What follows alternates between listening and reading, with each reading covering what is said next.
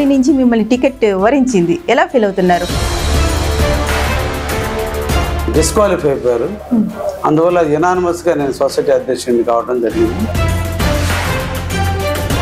మీరు లెక్చరర్గా కూడా పనిచేసామన్నారు కదండి, ఏ సబ్జెక్ట్ టీచ్ చేసేవాళ్ళు మీరు?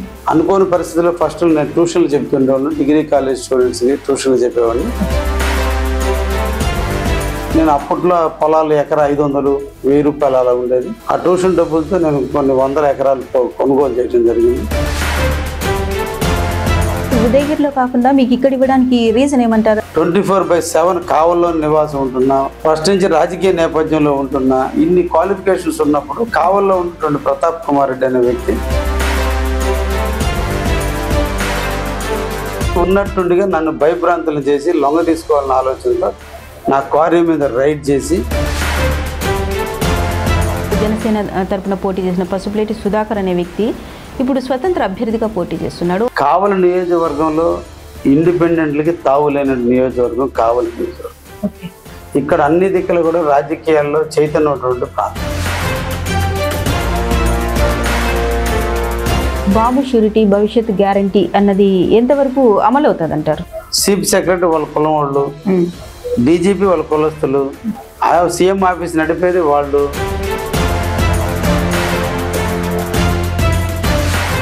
మాకు పెన్షన్ ఇచ్చినట్టు ఇచ్చి మాకు కూరగాయల రేట్లు పెరిగినాయి, కరెంట్ రేట్లు పెరిగినాయి, గ్యాస్ రేట్లు పెరిగినాయి, మందుల రేట్లు పెరిగినాయి, అన్ని రేట్లు పెంచేసిన జగన్మోహన్ రెడ్డి మాకేందా ఆయన ఇచ్చేది?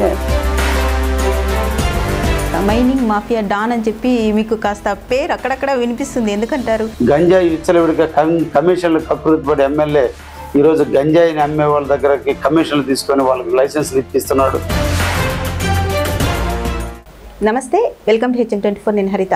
లెక్చరర్గా జీవిత ప్రయాణాన్ని ప్రారంభించి రియల్ ఎస్టేట్, గ్రానైట్ పరిశ్రమల్లో తనదైన ముద్ర వేసుకొని కావలి నియోజకవర్గంలో టీడీపీ ఎమ్మెల్యే అభ్యర్థిగా బరిలో ఉన్న కావ్య కృష్ణారెడ్డి గారు ప్రస్తుతం అంతా ఉన్నారు. ఇక్కడ రాజకీయాల గురించి వారిని అడిగి తెలుసుకున్నాం. నమస్తే సార్. నమస్కారం అండి. ఎలా ఉన్నారండి? బాగున్నా అండి. సార్, మీరు ఉదయగిరి నుంచి టికెట్ ఆశించారు, కానీ ఇక్కడ కావలి నుంచి మిమ్మల్ని టికెట్ వరించింది, ఎలా ఫీల్ అవుతున్నారు? అంటే అక్కడి నుంచి టికెట్ రాలేదన్న కొంచెం బాధ ఏమైనా ఉందంటారా? లేదండి, నేను 2019లో ఉదయగిరి టికెట్ ఆశించింది వాస్తవం. 2019 నుంచి కూడా నేను బాబు గారితో సంబంధాలు అలాగే కొనసాగుతుంది.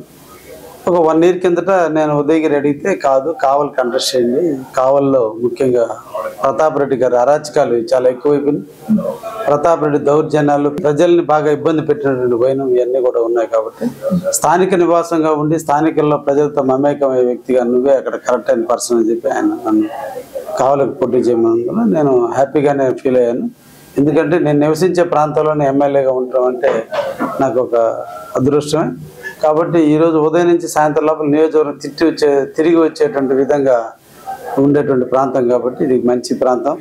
అందులో ఈ ప్రాంతాన్ని ఇండస్ట్రియల్గా అభివృద్ధి చేయడానికి కూడా అవకాశం ఉంది కాబట్టి నేను కావాలని ఆమోదించడం జరిగింది. సో మీరు రాజకీయ ప్రస్థానం అన్నది ఎప్పుడు ప్రారంభమైందంటారు? నేను స్టూడెంట్ లైఫ్ నుంచి కూడా రాజకీయాల్లో ఉన్నది వాస్తవం. నేను స్టూడెంట్ లైఫ్లో ఏవీపీ ఆర్గనైజేషన్లో పనిచేయడం కూడా జరిగింది. తర్వాత నేను కాలేజీ లెక్చరర్గా, తర్వాత రియల్ ఎస్టేట్ వ్యాపారం చేస్తున్న తరపులో 2004లో మాగుంట పార్వతమ్మ గారు కావలి ఎమ్మెల్యేగా ఉండటం, ఎంపీ శ్రీనివాసరెడ్డి గారు ఎంపీగా ఉండటం కూడా జరిగింది. ఆ సందర్భంలో ఆ కుటుంబానికి నాకు ఉన్నటువంటి అనుబంధం ఇచ్చా అనుకోని పరిస్థితుల్లో నేను రాజకీయాల్లోకి రావడం జరిగింది. జలదంకి సింగిల్ విండో ఎన్నికలప్పుడు ఎవరు పోటీకి రానప్పుడు మాగుంట పార్వతమ్మ గారు పిలిచి జలదంకి సింగిల్ విండో అధ్యక్షుడు ఎన్నికల్లో నువ్వు పోటీ చేయమని ఆమె అడిగారు. అయితే అప్పుడు ఉండే పరిస్థితుల్లో గెలిచే పరిస్థితి లేనప్పుడు కూడా ఆమె మీద ఉండే గౌరవంతో పోటీ చేయడం జరిగింది. అదృష్టవశాత్తు మా ప్రత్యర్థులందరూ కూడా డిస్క్వాలిఫై అయిపోయారు. అందువల్ల యునానిమస్గా నేను సొసైటీ అధ్యక్షుడిని కావడం జరిగింది. ఆ తర్వాత 6 నెలలకు మళ్ళీ మండల ఎలక్షన్స్ వచ్చినాయి. మండల ఎలక్షన్స్ జరిగే టైంలో కాంగ్రెస్ తరఫున పోటీ చేస్తానన్నటువంటి అభ్యర్థి ఉన్నట్టుండి పోటీ చేయకుండా బయటికి వెళ్ళిపోయాడు. ఆ టైంలో మాగుంట శ్రీనివాసరెడ్డి ఎంపీ గారు పిలిచి సొసైటీ కాదు, నువ్వు మండలం కూడా నువ్వే పోటీ చేయాలని చెప్పి ఆయన మళ్ళీ నన్ను మండలానికి కూడా పోటీ చేయమంటాం. ఆ సందర్భంలో నేను మండల అధ్యక్షుడిగా ఎన్నికల్లో గెలవటం, అలా జల్దింకి మండలానికి 2006 నుంచి 2011 సంవత్సరం వరకు కూడా నేను మండలాధ్యక్షుడిగా పనిచేశాను.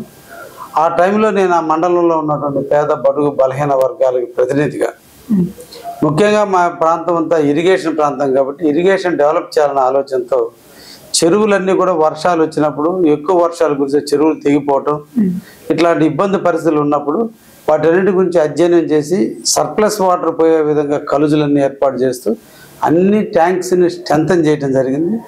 32 ట్యాంక్స్ని అభివృద్ధి చేశాను. ఆ విధంగా నాకు ఆ ప్రజలతో బాగా మమేకమైంది. ఇంకా అప్పటి నుంచి రాజకీయాల్లో కొనసాగుతూనే ఉన్నాను. ఓకే, మీరు లెక్చరర్గా కూడా పనిచేసామన్నారు కదండి, ఏ సబ్జెక్ట్ టీచ్ చేసేవారు మీరు? నేను కామర్స్ లెక్చరర్గా పనిచేయడం జరిగింది. ఓకే, ఇంటర్మీడియట్ మా ఫస్ట్ టైం నా లెక్చరర్ ఉద్యోగం అనేది అనుకోని పరిస్థితుల్లో ఫస్ట్ నేను ట్యూషన్లు చెప్తుండేవాడిని. డిగ్రీ కాలేజ్ స్టూడెంట్స్కి ట్యూషన్లు చెప్పేవాడిని.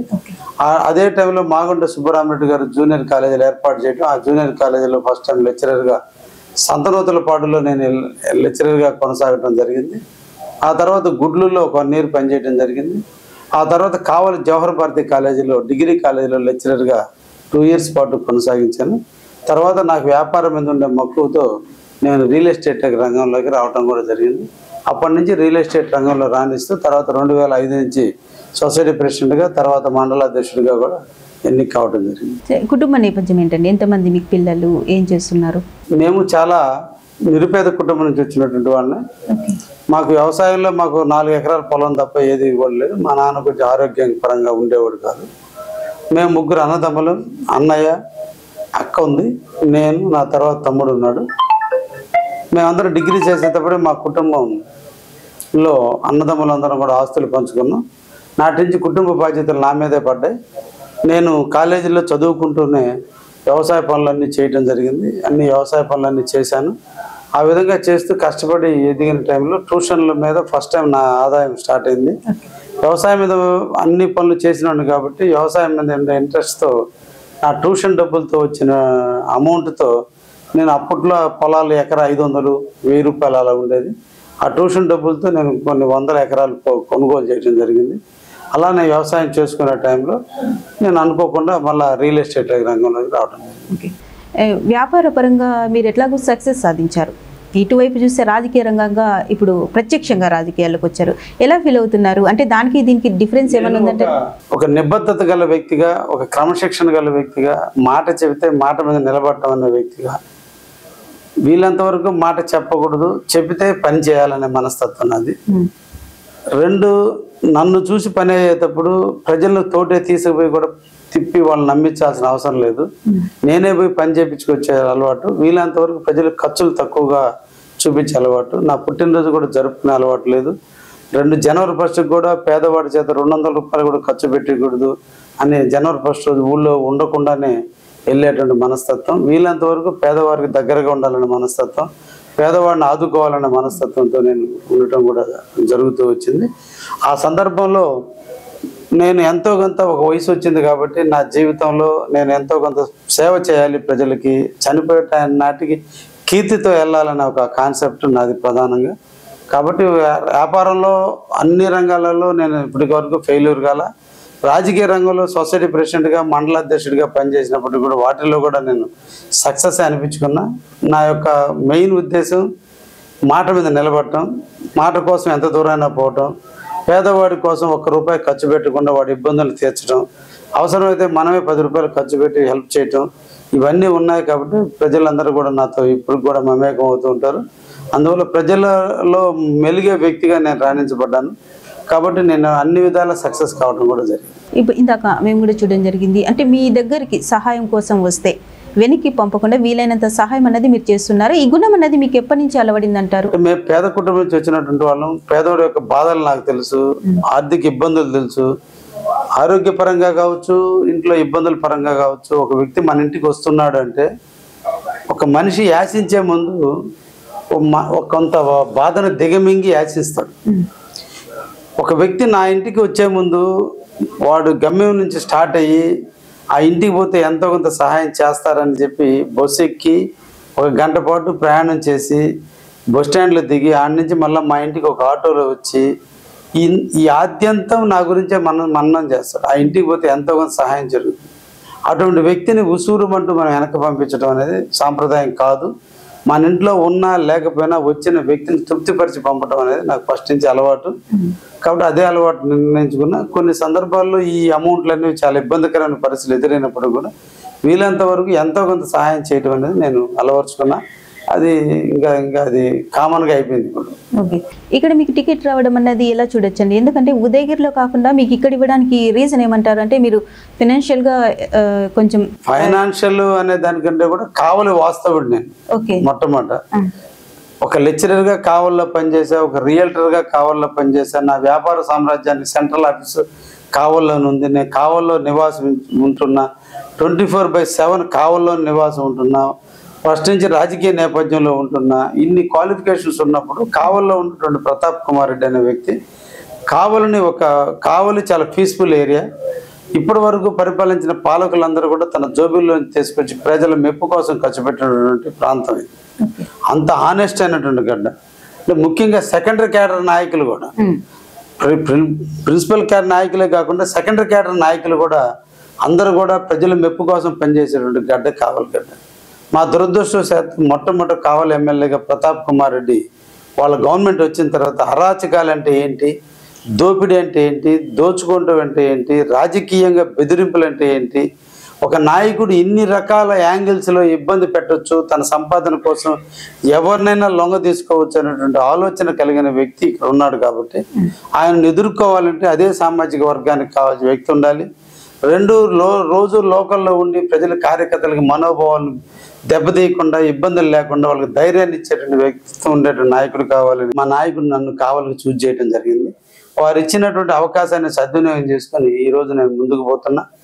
రేపటి ఎన్నికల్లో తప్పకుండా విజయం సాధిస్తామని కూడా నేను ఎక్స్పెక్ట్ చేస్తూ ఉన్నాను. ఇక్కడ మీకు టికెట్ ఇవ్వడం వల్ల ఇక్కడ ఈ పార్టీలో ఉన్న బీద రవి గారు కావచ్చు, ఇంకా సుబ్బనాయుడు కావచ్చు, సుబ్రనాయుడు, ఈ వీళ్ళందరూ అసంతృప్తితో కాస్త ఉన్న మాట వాస్తవం కదండి. వీళ్ళు పార్టీలో మీకు సహకరిస్తారు. నాకు టికెట్ ఈరోజు కావలిలో టికెట్ ఇవ్వటానికి ప్రథమ కారకుడు బేదా రవిచంద్ర గారు. నాకు ఈరోజు కావలి టికెట్ వచ్చింది అంటే రవిచంద్ర గారి కృషి వల్లే వచ్చింది. కారణం రవిచంద్ర గారు 1 year కిందటే నన్ను సంప్రదించి కావల్లో ఎమ్మెల్యే యొక్క అరాచకాలు వీటన్నిటిని తట్టుకొని నిలబడాలంటే నువ్వు కావల్లోనే ఉండాలి కృష్ణారెడ్డి. నేనైతే రాజకీయంగా కంటెస్ట్ చేయటం లేదు, కాబట్టి కంటెస్టింగ్ చేయటం అంటూ జరిగితే నువ్వు పోటీ చేయక తప్పదు. నేను సార్కి కూడా చెప్పడం కూడా జరిగింది అని చెప్పి ఆయన ఒప్పించిన మీదటే నేను కావలికి రావడం జరిగింది. ఈరోజు వారి ఆశీస్సులతోనే నేను ఆయన ఇద్దరు మంచి ఫ్రెండ్స్. ఈరోజు ఆయన ఆశీస్సులతోనే మనం ఈరోజు ఎలక్షన్ కూడా చేయటం కూడా జరుగుతుంది. కాకపోతే సుబ్బానాయుడు గారు అప్పటి వరకు ఇన్ఛార్జిగా బాధ్యతలు తీసుకొని చేస్తున్నాడు. ఆయన కూడా నా టికెట్ ఆయన స్వాగతించడం జరిగింది. గత 3 సంవత్సరాల నుంచి కొన్ని 100 మందితో 1000 మందితో మమేకమైన వ్యక్తిగా టికెట్ ఆశించడం ఆయన హక్కు. ఆ హక్కులో ఆయన కుల సమీకరణలు, రకరకాల సమీకరణలు నాకు ఇచ్చిన రోజున జనరల్గా కామన్ 1-2 రోజులు బాధ ఉంటుంది. అటువంటిది కూడా ఏమి లేకుండా నాకు వచ్చి స్ఫూర్తిగా సంఘీభావం చెప్పారు. ఆ ఫ్యామిలీ అనేది నా గత తెలుగుదేశం ఆవిర్భావం నుంచి వాళ్ళు యాంటీ కాంగ్రెస్, అందువల్ల వాళ్ళు తెలుగుదేశం వైపు ఉన్నారు. వాళ్ళు ఈరోజు అందరూ కూడా నన్ను ఆహ్వానించడం జరిగింది. కావలి నియోజకవర్గంలో అసంతృప్తి అనేటువంటి వార్డుకి అసలు నాయకుడే లేడు. అందరూ కలిసిమెలిసి పనిచేస్తున్నారు. అందరూ కలిసి నా గెలుపు కృషి చేస్తున్నారు.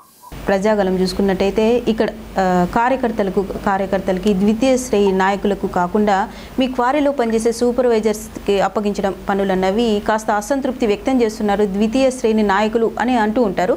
అది ఎంతవరకు వాస్తవమైనటువంటి విషయాలు కాదు. అసలు మా క్వారీ ఆపేసి నేను 8 నెలలు అయింది. నా క్వారీలో ఎంప్లాయీస్ వెళ్ళారు. క్వారీ వాళ్ళని తీసుకొచ్చి పెట్టడానికి. క్వారీ అనేది లేబర్తో కూడుకున్నది. కాబట్టి ఒక లేబర్ పని చేసేటువంటి వాళ్ళని తీసుకొచ్చి ఇక్కడ నాయకులు ఎందుకు చేస్తారు? ఇవన్నీ మా ప్రతిపక్ష పార్టీ అయినటువంటి వైఎస్ఆర్సీపీ వాళ్ళ సృష్టి. మా నాయకులు అందరూ కూడా స్వచ్ఛందంగా నిన్నటి రోజున ప్రజాగలం కార్యక్రమంలో బాబు గారి కోసం జన సమీకరణ విషయంలో అందరూ కూడా కష్టపడి పనిచేశారు. అందరూ ఫలితంగా నిన్నటి రోజున సభ సూపర్ సక్సెస్ అయింది. దాదాపు మా ఎక్స్పెక్టేషన్ ప్రకారం 50,000 మందితో మొన్నటి రోజున సభ జరిగింది. కాకపోతే సాయంత్రం కొంచెం ఎండ టైం కాబట్టి మాకు సముద్ర ప్రాంతం కాబట్టి హ్యూమిడిటీ ఎక్కువ ఉన్నందువల్ల కొంతమంది చెట్ల కింద ఆగిపోయారు. సభ సూపర్ సక్సెస్ నాయకులందరూ సహకరించారు. ఓకే, మైనింగ్ మాఫియా డాన్ అని చెప్పి మీకు కాస్త పేరు అక్కడక్కడ వినిపిస్తుంది, ఎందుకంటారు? అది కాకుండా మీకు 140 కోట్లు మీ పైన, మీ సంస్థ పైన వేయడం అనేది ఎలా చూడొచ్చు అంటారు? నేను తెలుగుదేశం మీటింగ్ ప్లీనరీ సమావేశాలకి 1 crore రూపీస్ నేను ఫండ్ ఇవ్వటం జరిగింది తెలుగుదేశం పార్టీ. ఓకే, ఫండ్ ఇచ్చిన 3వ రోజు నా క్వారీ మీద, క్వారీ అంటే గ్రానైట్ క్వారీ కాదు, blue metal quarry. Blue metal quarry అనేది కుటీర పరిశ్రమ లాంటిది. దాని టర్న్ ఓవర్లో ఏమి ఉండదు, నార్మల్గా ఉంటుంది, ఎక్కడైనా బిజినెస్లో జరిగేటువంటి విషయాలు. దాన్ని ఉన్నట్టుండిగా నన్ను భయభ్రాంతులు చేసి లొంగ తీసుకోవాలన్న ఆలోచనతో నా క్వారీ మీద రైడ్ చేసి, అది మా మిసెస్ పేరు మీద రైడ్ చేసి, మా పర్మిషన్ లేకుండానే, జాయింట్ ఇన్స్పెక్షన్ లేకుండానే పిట్స్ మెజర్మెంట్ చేసి పొడవు ఎడల్పు ఇదంతలో తీశారని చూసి 2007 నుంచి ఇప్పటి వరకు మేము మైనింగ్ చేసినప్పుడు ప్రతి సంవత్సరం డెడ్ ఎండ్ కడుతున్నాం, మైనింగ్ బిల్లులు కడుతున్నాం. మాకు ఒకవేళ నిజంగా జరుగుంటే మేము ఇప్పటివరకు ఎంత పే చేసాం, ఇప్పటివరకు పే చేయాల్సింది ఎంత, ఇంక మిగతాది ఎంత పే చేయాలో మాకు నోటీస్ ఇవ్వాలి. ఏమి లేకుండా ఒక భయాన్ని క్రియేట్ చేసేందుకు మొత్తం ఇన్ని లక్షల టన్నులు మీరు వాడారు, దానికి ఈ రోజు రేటు ప్రకారం ఎంత ఉంది కాబట్టి అది కట్టండి అని చెప్పి దానికి 26 కోట్లకి కట్టమని మాకు నోటీస్ ఇచ్చారు. మేము క్వారీ బిగిన్ చేసిన నుంచి ఇప్పటి వరకు కూడా మేము పే చేసినటువంటి అమౌంట్ 29,38,00,000. మాకే 3,38,00,000 మేము ఎక్స్ట్రా మైనింగ్ డిపార్ట్మెంట్కి పే చేయడం జరిగింది. నాకు ఇచ్చిన షోకాజ్ నోటికి నేను అదే ఆన్సర్ ఇచ్చాను. ఇప్పటి వరకు అన్నవరం క్వారీ మీద పలు డిపార్ట్మెంట్లకు మేము తోలిన మెటల్ రూపంలో వచ్చింది సేనరేజ్ ఇంత, మీరు కట్టమన్నది ఎంత, కాబట్టి మాకే అమౌంట్ ఉంది, మీరు జాయింట్ ఇన్స్పెక్షన్ చేసి మా సమక్షంలో పిట్స్ మెజర్మెంట్ చేసి ఇద్దరం కూడా ఉభయలం కూడా ఇద్దరు అంగీకారం మీద వర్క్ చూసుకుందాం రమ్మని మేము చెప్పడం జరిగింది. దీంట్లో ఉద్యోగస్తులు వాళ్ళ ఉద్యోగాలు పోతాయి. ఈ చర్యలు ఏదంటే ఎవ్రీ ఇయర్ ఆడిట్ జరుగుతుంది. ఎవ్రీ ఇయర్ క్వారీలోకి వచ్చి తీసిన మెటీరియల్ ఎంత, ఆల్రెడీ కట్టుండే డెడ్ ఎండ్ ఎంత, ఇంకా ఎక్స్ట్రా కట్టాల్సింటే ఆ సంవత్సరం ఆడిట్ చేసి కట్టించుకొని నెక్స్ట్ ఇయర్ మాకు రెన్యువల్ చేయాలి. అటువంటిది 14 సంవత్సరాల నుంచి ఎటువంటిది జరగలేదు. కాబట్టి వాళ్ళ ఉద్యోగస్తులు మేము ఏదో పొలిటికల్గా వల్ల ఇబ్బందులు పడుతున్నాం అని వాళ్ళు చెప్పడం కూడా జరిగింది. అందులో భాగంగా మేము ఇచ్చిన షోకాజ్ నోటీస్కి ఆగిపోయారు. మళ్ళా మొన్న టికెట్ ఇచ్చినప్పుడు ఫిబ్రవరి 25వ తేదీ నాకు టికెట్ అనౌన్స్ చేసిన రోజున ముందు రోజు నాకు 142 కోట్లతో పెనాల్టీ వేశారు. అంటే ఆ 26 కోట్లు అనేది నోటీస్ ఇచ్చిన నోటీస్కి 13 కోట్లు డెడ్ అండ్ 13 కోట్లు డిఎంఎఫ్టి ఇచ్చిన 26 కోట్లలో 13 కోట్లు కంటింజెన్సీ ఫండ్ కింద 13 కోట్లు సేనరేజ్ కింద ఇచ్చారు. దాన్ని సేనరేజ్ని 10 రెట్లు పెనాల్టీ వేసి 130 కోట్లుగా దాన్ని రాసి 140 అండి నా కంటింజెన్సీ 13 కోట్లను యాడ్ చేసి మొత్తం 142 కోట్ల చిల్లర కట్టమని వాళ్ళు నోటీస్ ఇవ్వడం జరిగింది. అది వేగే నోటీస్ కాబట్టి మేము హైకోర్టులో వేయటం జరిగింది. వేసిన వెంటనే విత్ ఇన్ అవర్లోనే దీంట్లో తప్పులు ఉన్నాయి, దీంట్లో నిరాధారణ ఆరోపణలు ఉన్నాయి కాబట్టి వీళ్ళకి అసలు ఆ విధంగా ఇచ్చే అధికారమే లేదని చెప్పి కోర్టు దాన్ని సెట్ సైడ్ చేసింది. అంటే అగ్రిమెంట్ని సస్పెండ్ చేసింది ఇచ్చినటువంటి డిమాండ్ నోటీస్ని. కాబట్టి నా సైడ్ ఏ తప్పు లేదు కాబట్టి కోర్టు ఆ విధంగా ఆర్డర్ ఇవ్వడం కూడా జరిగిందని కూడా ఈ సందర్భంగా తెలియజేస్తున్నా. ఇది ఓన్లీ నన్ను ఓడించడానికి, నాలో ఎటువంటి మచ్చలేని జీవితం కాబట్టి ఎక్కడో దిక్కడ నా క్యారెక్టర్ మీద బురద జల్లేదానికి, నేను ఇన్ని సంవత్సరాలు నా వ్యాపార సామ్రాజ్యంలో, ఇన్ని సంవత్సరాలు నా నిజ జీవితంలో ఏ ఒక్క తప్పు చేయని వ్యక్తిగా ప్రజల్లో ఉన్నాను కాబట్టి నా మీద దుష్ప్రచారం కోసం ఆ క్వారీని మాఫియాగా మార్చారు. క్వారీ అనేది కుటీర పరిశ్రమ. దాన్ని మైనింగ్ని దొంగతనంగా వాడుతుంటే అధికారులంతా ఏం చేస్తున్నారు, అది ఎస్టాబ్లిష్ అయింది. ఏదో నైట్ ఎత్తుకొని పోయి మాఫియా చేసేది కాదు. అక్కడే క్వారీలు ఉన్నాయి, క్రషర్లు ఉన్నాయి, లారీలు ఉన్నాయి, టిప్పర్లు ఉన్నాయి, ప్రొక్లైన్లు ఉన్నాయి, పెట్రోల్ బంక్ ఉంది, బ్లాస్టింగ్ లైసెన్స్లు అన్నీ ఉన్నాయి. ఓన్లీ ఏదో దుష్ప్రచారానికి నా మీద ఒక మచ్చ చేయడానికి చేసినటువంటి కార్యక్రమం. కావల్లో ప్రతాప్ కుమార్ రెడ్డి గారు గ్రావెల్ మాఫియా చేస్తున్నాడు. ఆ మాఫియాని ప్రజలందరూ అంటున్నారు కాబట్టి నేను ఒక్కనే దొంగ కాదు, ఆయన కూడా అటువంటి వ్యక్తి అనిపించేదానికి ఒక నిరాధారమైన దాన్ని ఒకటి తయారు చేసి నా మీద వదిలేరు కాబట్టి కానీ కావలి ప్రజలందరికీ తెలుసు నా వ్యక్తిత్వం. అందువల్ల ఆయన ఎన్ని రకాల పెనాల్టీలు వేసినా ఏం చేసినా కావలి ప్రజలు ఆయన చెప్పిన మాటలకు నమ్మలేదు. నా పక్కే వాళ్ళు ప్రజలకు అందరూ కూడా ఉన్నారని కూడా ఈ సందర్భంగా తెలియజేస్తారు. ఇది కుటీర పరిశ్రమ అంటే కోట్లలో టర్న్ ఓవర్ ఉంటుందా అండి? కుటీర పరిశ్రమకి దానికి అంతా టర్న్ ఓవర్ సంవత్సరానికి 4-5 కోట్లు. ఓకే, సంవత్సరానికి 4-5 కోట్లే ఉంటుంది. ఆడుండే మెటీరియల్ ఓన్లీ గవర్నమెంట్ వర్క్లకే కేటాయిస్తారు, డొమెస్టిక్ పనికిరాదు. గవర్నమెంట్ వర్కర్లకి శానిటైజ్ గవర్నమెంటే కట్ చేసి ఇస్తుంది. ఈ మెటల్ తోలుకుంటే గవర్నమెంట్ వర్కర్లోనే శానిటైజ్ అమౌంట్ కట్ చేసి మైనింగ్ డిపార్ట్మెంట్కి ఇస్తారు. కాబట్టి అక్కడ తప్పే జరగలేదు. కాకపోతే ఓన్లీ గవర్నమెంట్ వాళ్ళ దగ్గర నిరాధారం నిందలేశారు. మీరు ఎక్కువ ఫండింగ్ ఇవ్వడం వల్ల మీకు ఇక్కడ టికెట్ ఇచ్చింది అని అన్న ఆరోపణలపై మీరేం చెప్తారు? అసలు ఫండింగ్ అసలు లేదండి. తెలుగుదేశం పార్టీలో అటువంటి సాంప్రదాయం లేదు. నాకు నచ్చి చంద్రబాబు ఎన్టీ రామారావు గారు 100 సంవత్సరాలు పూర్తి చేసుకున్న జయంత్యోత్సవాల సందర్భంగా జరిగే ప్లేనరీ సమావేశం కాబట్టి నేను ఎన్టీఆర్ అభిమానిగా అందరూ ఫ్రెండ్స్ అందరం కూడా కలుసుకుని దండినటువంటి అమౌంట్ ₹1 పంపించడం జరిగింది. ఆ ₹1 అనౌన్స్ చేసినందువల్ల ఈ రోజు ఈ సమస్య వచ్చింది. సార్, ఇక్కడ జనసేన ప్రభావం అన్నది ఎంతవరకు ఉంది? ఇక్కడ కావలిలో చూసుకుంటే అనుబంధం ఎలా ఉందంటారు? కావలిలో జనసేనకి పార్టీకి మంచి అనుకూల పరిస్థితులు ఉంది. కావలిలో గతంలో కూడా జనసేన తరఫున పసుపులేటి సుధాకర్ పోటీ చేసే 10,462 ఓట్లు కూడా రావడం 2019లో. అప్పుడు నాటికంటే నేటికి ఇంకా కూడా జనసేన వైభవం కొంచెం పెరిగింది. అందువల్ల జనసేనకి మంచి బలం ఉంది. ఈరోజు వాళ్ళందరూ కూడా పార్టీకి వాళ్ళ అధినాయకుడు ఏ విధంగా చెప్పిన మాట ప్రకారం ఈరోజు అందరూ కూడా మా పార్టీకి సపోర్ట్ చేస్తున్నారు. వాళ్ళ ప్రోత్సాహం కూడా చాలా బాగుంది. అందరూ కలిసిమెలిసి యువకులైనప్పటికీ కూడా ఇగోలుకు పోకుండా అందరూ కూడా కలిసిమెలిసి ఈరోజు పనిచేస్తున్నారు. ప్రతి వార్డులో మాతో పాటు కలిసి వాళ్ళు కూడా పనిచేస్తున్నారు. జనసేన అనేది బాగా కోఆపరేట్గా ఉంది. ఇప్పుడు చూసుకున్నట్టయితే 2019లో జనసేన తరపున పోటీ చేసిన పసుపులేటి సుధాకర్ అనే వ్యక్తి ఇప్పుడు స్వతంత్ర అభ్యర్థిగా పోటీ చేస్తున్నాడు. ఆయన ఇంతకుముందు బీజేపీలో కూడా పనిచేసిన పరిస్థితి అయితే మనం చూసాం. ఇప్పుడు ఓట్లు చీలే అవకాశం అన్నది లేదంటారా? పసుపులేటి సుధాకర్ అనే వ్యక్తి జనసేనను వీడి 2019లో పోటీ చేసిన నెలకే జనసేనను వీడి బీజేపీలో చేరాడు. బీజేపీని వీడి మళ్ళీ తెలుగుదేశంకి వచ్చాడు. మళ్ళా తెలుగుదేశం నుంచి వీడి ఇండిపెండెంట్గా పోయాడు.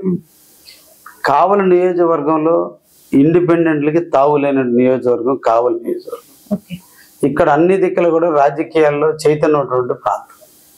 సుధాకర్ అనే వ్యక్తి మంచివాడు అయినప్పటికీ రాజకీయ అనుభవం లేనటువంటి వ్యక్తి, రాజకీయ నేపథ్యం లేనటువంటి వ్యక్తి, ఈ ప్రాంతం మీద అవగాహన లేనటువంటి వ్యక్తి మన సుధాకర్ గారు.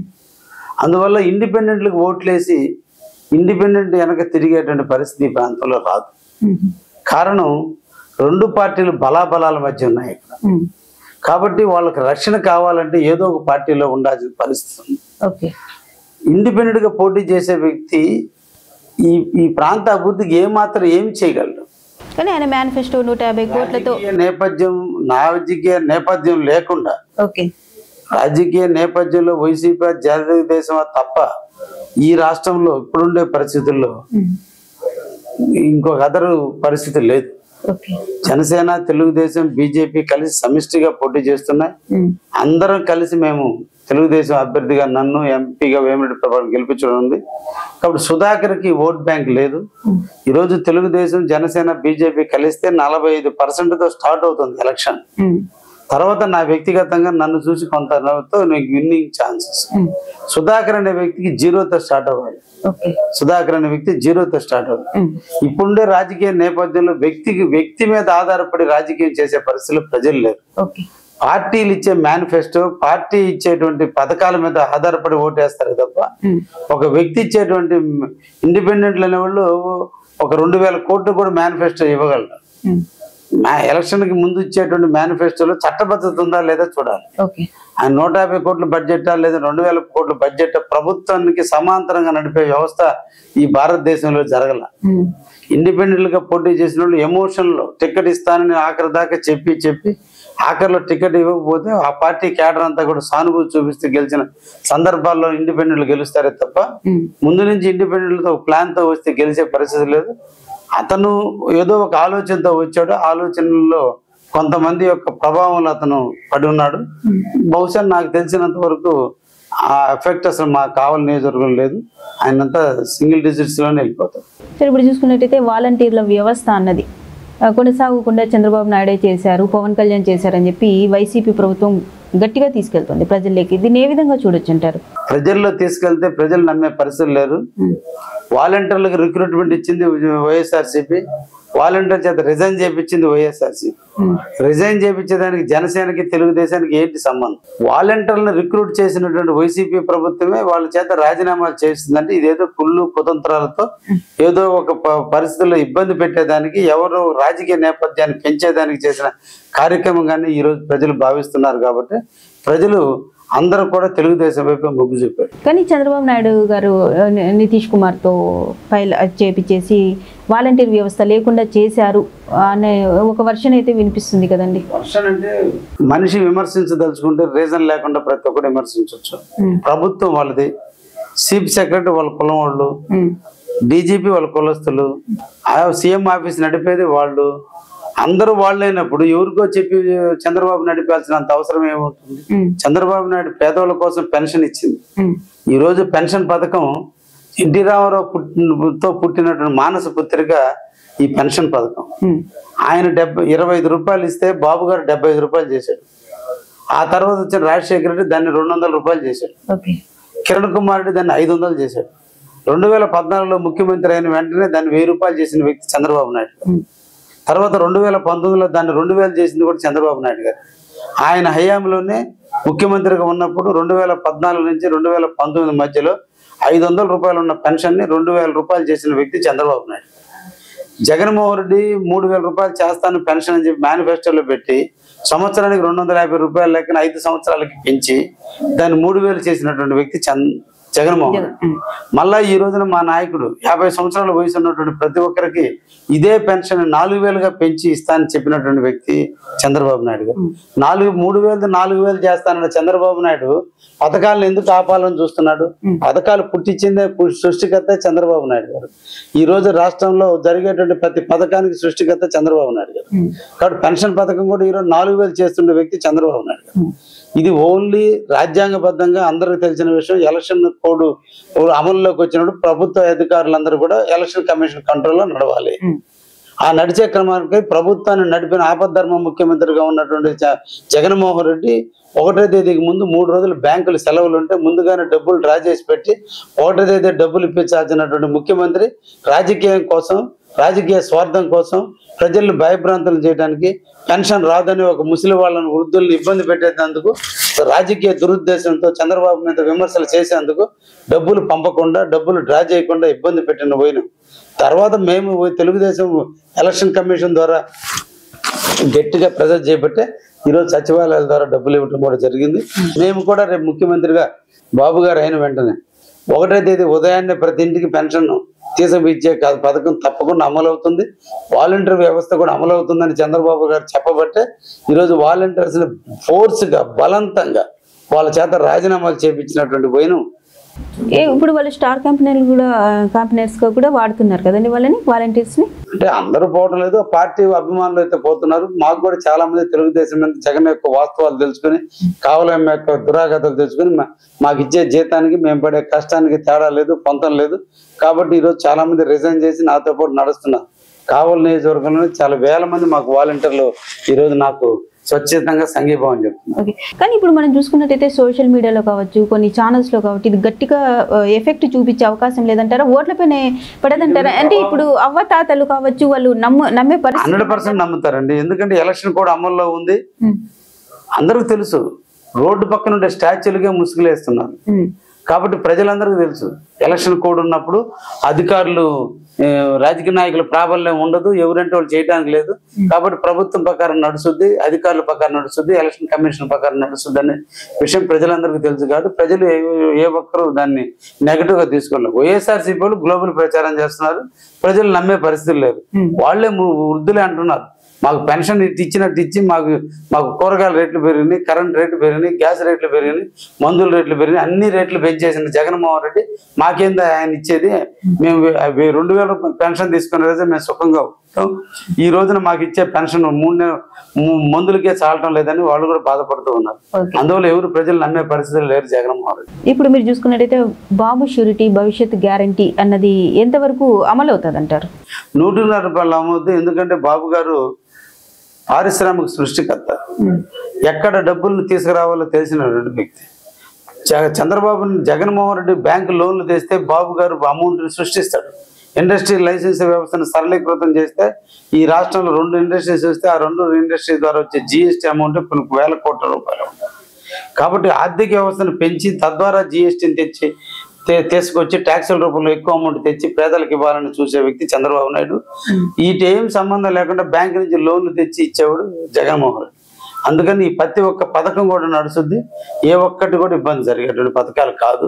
అన్ని నిరంతరం ప్రజలకు చేసేటువంటి ఆలోచనతో ఉండే పథకాలే తప్పకుండా సక్సెస్ అవుతాయి. ఇప్పుడు చూసుకున్నట్టయితే ఇక్కడ వైసీపీ నుంచి ప్రతాప్ రెడ్డి గారు 2 సార్లు గెలవడం జరిగింది కదండి. 3వసారి ఎలా ఉండబోతుంది అంటారు? ప్రతాప్ రెడ్డి ఒకసారి గెలిచినప్పుడు ప్రతిపక్ష పాత్రలో ఉన్నాడు. అప్పుడంతా కూడా కమల్ హాసన్ లాగా నేను నా గవర్నమెంట్ కాదు ఇది, కాబట్టి నేనేం చేయలేకపోయి చెప్పుకొని వచ్చాడు. 2019లో ఫస్ట్ టైం గెలవడం జరిగింది. వాళ్ళ ప్రభుత్వం రావడం జరిగింది. వచ్చిన రోజు నుంచి నేటి వరకు అతని అరాచకాలు, అతను చేసేటువంటి అకృత్యాలు, అతని అహంకారము, అతను ప్రజల్ని మోసం చేసే విధానం, ప్రజల్ని గిచ్చి ఆనందించే విధానం, కేసులు పెట్టే విధానం, పోలీసుల చేత బెదిరించే విధానం, రెవెన్యూ అధికారుల చేత పొలాలను మ్యూటేషన్ ఆపిన విధానం, సపరేట్ ఆఫీసర్లు లంచాలు పెంచి దాంట్లో వాటాలు తీసుకునే విధానం, కావల్లో మున్సిపాలిటీలో ఇల్లులు కట్టుకుంటుంటే వాళ్ళందరి దగ్గర ట్యాక్సుల రూపంలో మామూలు రూపంలో దండించుకొని దాంట్లో తీసుకున్న పోయిన కావాలి ప్రజలందరూ కూడా తెలుసుకున్నారు. అందుకని ప్రతాప్ రెడ్డి గారిని 3వసారి ఇలా జరిగే ఎన్నికల్లో తప్పకుండా ఓడించి పంపిస్తారు. మీరు ఈసారి గెలిస్తే ఏం చేస్తారంటారు కావాలి ప్రజలకి? ఈ కావలిని మొట్టమొదటి గంజాయిగా వనంగా మారిన కావలిని ముందు శాంతి వనంగా తీసుకురావాల్సిన అవసరం ఫస్ట్ ఉంది. మా యువత బాగా నిర్వీర్యమైపోతున్నారు. గంజాయి విచ్చలవిడిగా కమిషన్లు కకృతిపడి ఎమ్మెల్యే ఈరోజు గంజాయిని అమ్మే వాళ్ళ దగ్గరకి కమిషన్లు తీసుకొని వాళ్ళకి లైసెన్సులు ఇప్పిస్తున్నాడు. అదేవిధంగా ఈరోజు సింగిల్ నెంబర్ లాటరీలు కావల్లో ఎక్కువగా జరుగుతున్నాయి. క్రికెట్ బుకింగ్లు ఎక్కువగా నడుస్తున్నారు. ఈరోజు కావలి క్రికెట్ బుకీలకి గంజాయి సప్లయర్లకి అడ్డాగా మారింది.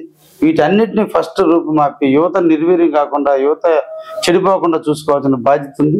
తర్వాత పలు సందర్భాల్లో పలు పదాలుగా ఈరోజు అభివృద్ధి చాలా ఆగిపోయి ఉన్నాయి. కావలికి ఒక సమ్మర్ స్టోరేజ్ ట్యాంక్ని అదనంగా తీసుకురావాల్సిన అవసరం ఉంది. 2 ఇక్కడ ఉన్నటువంటి ప్రాంతంలో రైల్వే క్రాసింగ్లు చాలా ఇబ్బందులుగా ఉన్నాయి. వాటన్నిటి మీద బ్రిడ్జిలు నిర్మాణం చేసి ప్రజలకు సౌకర్యవంత జీవితాన్ని ఇవ్వాల్సిన అవసరం ఉంది. ముఖ్యంగా డ్రైనేజ్ వ్యవస్థ, డ్రింకింగ్ వాటర్ వ్యవస్థ అస్తవ్యస్తంగా ఉంది. ఈరోజు స్లమ్ ఏరియాలో కూడా డ్రింకింగ్ వాటర్ పోనటువంటి పరిస్థితి ఉంది. వీటన్నిటి మీద DPRలు తయారు చేసి ప్రభుత్వానికి నివేదికలు ఇచ్చి తప్పకుండా వీటన్నిటి పూర్తి చేసి కావలి ప్రాంతాన్ని ఒక అభివృద్ధి పదమైన ప్రాంతంగా తీర్చిదిద్దాలన్న ఆలోచనతో తప్పకుండా ఉన్నా.